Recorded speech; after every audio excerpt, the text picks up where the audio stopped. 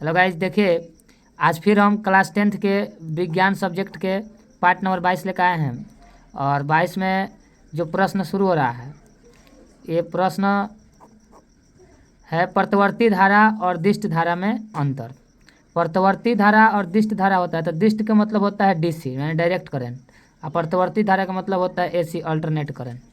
तो डीसी है कि इसे उत्पन्न करने में कठिनाई होता है, जबकि एसी को आसानी से उत्पन्न किया जा सकता है।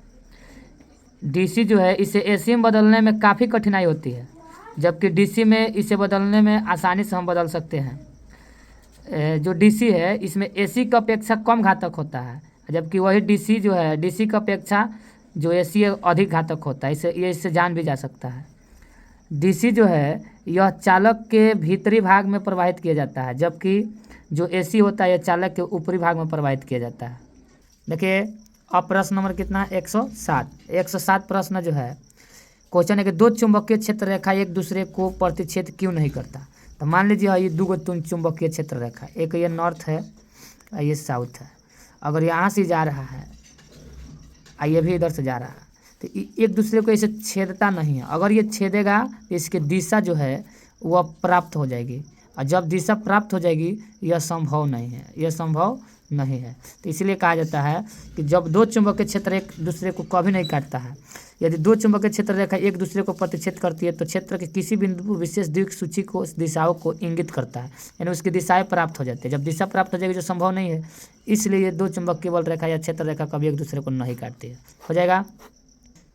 देखिए अब प्रश्न नंबर 160 है कि चुंबकीय क्षेत्र रेखा के गुण। तो चुंबकीय क्षेत्र रेखा के गुण निम्नलिखित होता है। 1 नंबर कि चुंबकीय क्षेत्र दो ध्रुवों के बीच होता है। अब देखिए कैसे, यहाँ पर मान लीजिए एगो चुंबक है, ये नॉर्थ और ये साउथ।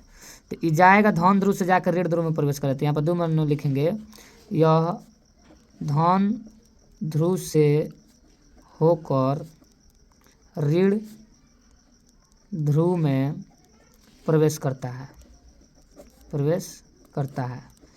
3 नंबर में है जब ये धन ध्रुव से ऋण ध्रुव में जाएगा प्रवेश करेगा तो ये डोरी की तरफ व्यवहार करता है। तो लिख देंगे यह लचकदार डोरियों की तरह व्यवहार करता है। इस प्रकार इसका गुण लिखाएगा। देखिए अब प्रश्न नंबर 109 है फ्यूज तार की 3 प्रमुख विशेषता।